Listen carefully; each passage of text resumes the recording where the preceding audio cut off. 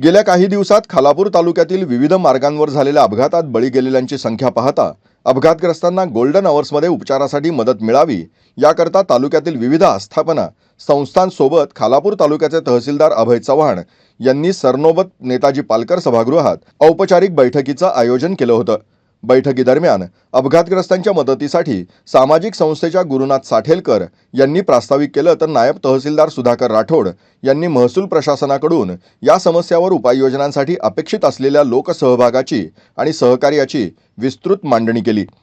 पाली खोपोली, खारपाडा सावरोली, पेण खोपोली, कर्जत खोपोली मार्गांवर तातडीनं अपघातग्रस्तांना ॲम्ब्युलन्सअभावी मदत मिळत नसल्यानं प्राण गमवावे लागतायत। त्याकरता या मार्गावरील आस्थापनांनी अपघातग्रस्तांना स्वमालकीची ॲम्ब्युलन्स सेवा उपलब्ध करून देण्याचं आवाहन यावेळी करण्यात आलं। त्यासाठी CSR फंडाचा वापर करण्याचा सल्लाही तहसीलदार अभय चव्हाण यांनी उपस्थितांना दिला। आता चाकण MIDC आहे, MIDC सगळ्या गोष्टी मेंटेन करते, इंडिपेंडेंट यंत्रणा सगळ्या गोष्टींची तिथे असते। पण जिथे इंडस्ट्रियल बेल्ट आहे, जिथे MIDCचं कंट्रोल नसतं, कुणाचंच कंट्रोल नसतं, गावकऱ्यांची म्हणल्यासारखं संघर्ष म्हणा, काही तुमच्या मागे हितचिंतक असतात, कंपनी इथे नाही राहिली पाहिजे, तिला कायम कसा त्रास द्यायचा याच भूमिकेतून ते बघत असतात तुमच्याकडे, त्यांचा त्रास असेल ॲज अ प्लांट म्हणून, ॲज अ कंपनी म्हणून किंवा ॲज अ युनिट म्हणून जे काही त्याची हे का आहे त्यातल्या अनंत अडचणी आहेत। मग त्या जमिनीवरच्या असतील, पॉल्युशनच्या असतील किंवा गावकऱ्यांच्या असतील, बऱ्याचशा म्हणजे हे एक मी 2-3 प्रकार प्रतिनिधी स्वरूपात सांगतो।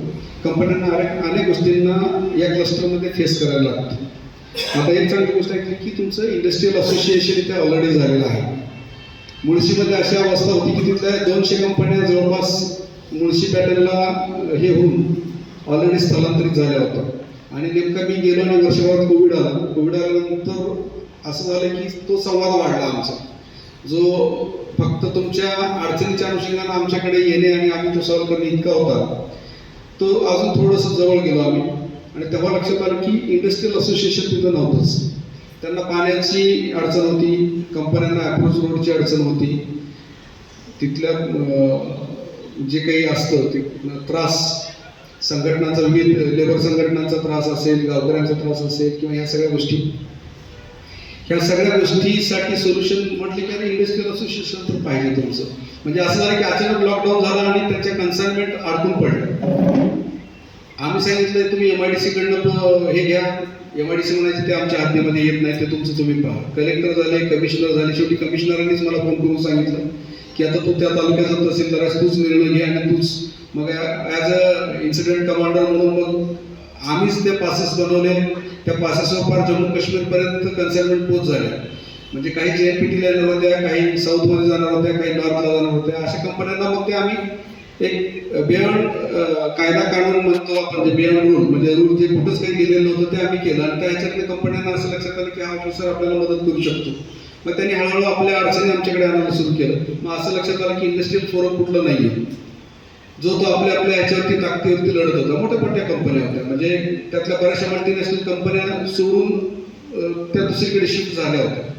म्हणजे एक तर कंपनी अशी होती की मी मुळशीला जाण्यापूर्वी मी कोकण भवनला होतो, कोकण भवनवरून मी तेव्हाचे फडणवीस साहेब CM होते, तिथे मी मित्राकडे तिथे जायचो आणि तिथे एका कंपनीचं कंटिन्यू माझ्याकडे जर्मनीची कंपनी होती ती, त्या कन्सल्टंटचा फोन यायचा की ती कंपनीसाठी तुम्ही हेल्प करा, तिथे ब्लॅकमेल करतो एक शेतकरी।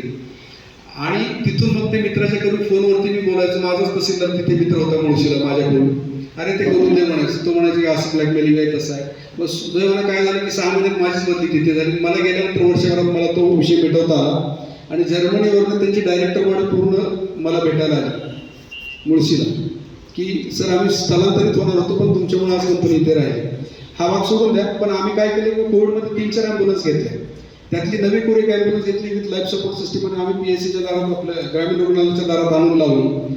डॉक्टरांना घाम फुटला, ते म्हणाले ही चालवायची कशी, डॉक्टर मी देतो, माझ्याकडे एका ड्रायव्हर आहे, तो दिवसभर दारू पिऊन पडलेला असतो, ह्याचं डिझेल कोण घालणार, ह्याचं बजेट कोण आणणार, ह्या सगळ्या गोष्टी मग असं लक्षात आलं की हे शक्य नाही सरकारी यंत्रणेला चालवणं। मग आम्ही काय केलं की त्या 2-3 ॲम्ब्युलन्स आम्ही ज्यांच्याकडच्या होत्या त्यांच्याकडेच दिल्या आणि हे तुम्हीच सगळं सांभाळायचं आणि फक्त आम्ही कॉल देऊ तेव्हा फक्त तुम्ही आम्हाला मदत करायची। प्रायव्हेट हॉस्पिटल तर बंद आहेच, मॅडम आपलं ते गव्हर्नमेंट हॉस्पिटल पण तिथे बनते, चौकचं हॉस्पिटल पण आपल्याकडे अद्ययावत आहे, खोपोली नगरपालिकेचं हॉस्पिटल पण आपल्याकडे आहे.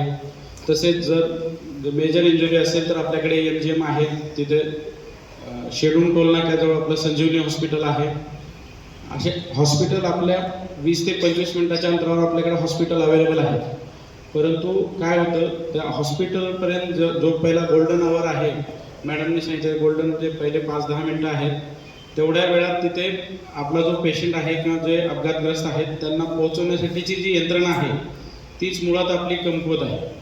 तर जे मेजर हॉस्पिटल जे ॲक्सिडेंट्स होतात ते पाली रोडने आणि मध्ये खारपाडा रोडने जे 2 व्हीलर रोडचे ॲक्सिडेंट होतात ह्या 2 रस्त्यावर होतात. आणि बऱ्याच वेळा तिथे जे अपघात झाल्यानंतर बऱ्याच वेळा तिथं त्यांना कुठल्याही प्रकारची मदत भेटत नाही. जर समजा आता आपण हॉस्पिटल आपला पाली फाट्याला आहे आणि जर अपघात दुर्शेत किंवा पुढे कारगाव किंवा चावणी साईडला झाला तर मग तिथून पेशंटला इथे आणेपर्यंतच आपल्याला मदत भेटत नाही. किंवा त्यांना जर ॲम्ब्युलन्स पाहिजे असेल तर ती खोपोलीतून ॲम्ब्युलन्स निघेल, ती दुर्शेतला पोहोचेल, मग ती पेशंट घेऊन येईल. या सगळ्या प्रोसेसमध्ये साधारणतः 1-1.25 तास जातो. ते पण ट्रॅफिकवर डिपेंड आहे. जर जास्त ट्रॅफिक असेल तर कदाचित त्यापेक्षा जास्त काळ लागू शकतो. त्यामुळं पेशंटची दगावण्याची शक्यता जास्त वाढते. आता बऱ्याच वेळा कंपन्या आमच्याकडे विविध प्रॉब्लेम घेऊन येतात. मी 2 वर्षापासून इथे कार्यरत आहे. बऱ्याच कंपन्यांचे प्रॉब्लेमशी मी बऱ्यापैकी परिचित आहे. सगळ्यात मोठा प्रॉब्लेम असतो की त्या गावच्या लोकांचा आणि त्यांचा कुठल्या तरी बाबीवरून संघर्ष होतो. तर सरांची ही अपेक्षा आहे की आज आपण ह्या मार्गावरच्या ज्या कंपन्या आहेत, ज्या पाली रोडच्या असतील, खारपाडा रोडच्या असतील, त्यांनी स्वतः उठून सांगावं की आम्ही आमच्या CSR फंडातून आम्ही एक ॲम्ब्युलन्स आम्ही मॅनेज करू शकतो. जी तुम्हीच मॅनेज कराल, तुमच्याच कंपनीत ती राहील, तुमच्याजवळच ती राहील, सगळं कंट्रोल तुमचा असेल. जर समजा एखाद्या गाववाल्याचा अपघात झाला आणि तसा जर कॉल गाववाल्यांनी असेल किंवा आम्ही असेल किंवा अपघातग्रस्तांची टीम असेल यांच्याकडून किंवा पोलीस डिपार्टमेंटकडून आपल्याला भेटला तर आपण ॲम्ब्युलन्स जर त्यांना उपलब्ध करून दिली तर तितकीच तुमच्याबद्दल त्या गाववाल्यांच्या ह्याच्यात सहानुभूती असेल. हा एक मुद्दा आहे. दुसरा, जे ॲक्सिडेंट होतात ते बऱ्यापैकी गरीब कामगार असतात किंवा गरीब गावकरी असतात किंवा जे आदिवासी भागातले तरुण आहेत ते आहेत. जर तो फक्त एक कामगार किंवा एक तरुण तो जात नाही तर तो त्या फॅमिलीतला करता धरता एक पुरुष जातो. फक्त त्या एकाच व्यक्तीचा मृत्यू होत नाही तर ते साधारणतः त्या फॅमिलीतला करता धरत्याचा मृत्यू झाल्यामुळे अख्ख्या फॅमिलीच्या सगळ्या अपेक्षांचा मृत्यू होतो. तर ही फार मोठी गोष्ट आहे की तुम्ही तुमच्यातलं कोणीतरी एक जणांनी किंवा बऱ्याचशा कंपन्या आहेत की त्या CSR मध्ये आरामात तुम्ही ॲम्ब्युलन्स मॅनेज करू शकता. असं होणार नाही की तुम्हाला ॲम्ब्युलन्स झाली आणि आम्ही तुमची ॲम्ब्युलन्स घेऊन कोणत्या थर्ड पर्सनकडे आम्ही हँडओव्हर करू, असं नाही होणार. ती ॲम्ब्युलन्स घ्यायची, तुम्हीच मॅनेज करायची, आम्ही कॉल देऊ, तुम्ही फक्त अशा लोकांसाठी मदत करायची जी खरंच एकदम म्हणजे CSR फंडचा एकदम चांगला सदुपयोग होईल अशी मदत आहे. तर माझी ही इच्छा आहे की जी आपल्या पाली रोड साईडला ज्या कंपन्या आहेत त्या खारपाडा साईडला असतील त्या कंपन्या असतील किंवा नॅशनल हायवेवरच्या काही कंपन्या असतील त्या किंवा एक्सप्रेसवेच्या आजूबाजूला खोपोली शहरामध्ये असलेल्या कंपन्या असतील, त्यांनी स्वतःहून उठून सांगावं की आम्ही ट्राय करू. असं कंपल्शन नाही आहे की त्यांनी आज बोलले म्हणजे आम्ही त्यांना लगेच ॲम्ब्युलन्स घ्या असं आम्ही त्यांना मागे लागणार नाही. तर स्वतःहून तुम्ही जे CSR मध्ये करता येतं. रावल साहेब, पण आज पहिल्यांदाच मी बघते की आरोग्य विभाग, पोलीस विभाग आणि तहसीलदार साहेबांनी खरंच आज खूप छान नियोजन करून आज आपण सगळे एकत्र आपले विषय मांडणार आहोत. तर मला असं सांगायचं की आपलं खालापूर तालुक्यामधलं हे ग्रामीण रुग्णालय चौक हे एकमेव हॉस्पिटल आहे जिथे 30 बेडेड हॉस्पिटल आहे, गव्हर्नमेंट हॉस्पिटल, आणि जे सध्या कार्यरत आहे 2004 पासून. पण त्या आता हॉस्पिटलचं आता CSR च्या माध्यमातून त्यांच्या मदतीने आम्ही आमचं ऑपरेशन थिएटरसुद्धा अल्काईल अमाइन कंपनीने आम्हाला भरपूर मदत करून ऑपरेशन थिएटर आता मी दुरुस्त करून घेतलं आहे. 2 महिन्यात अजून ते ऑपरेशन थिएटर जर दुरुस्त झाले तर आपल्याला ह्या इमर्जन्सीच्या ट्रीटमेंट आहेत, ट्रॉमा, ॲक्सिडेंट ह्याच्यासाठी नक्कीच फायदा होईल.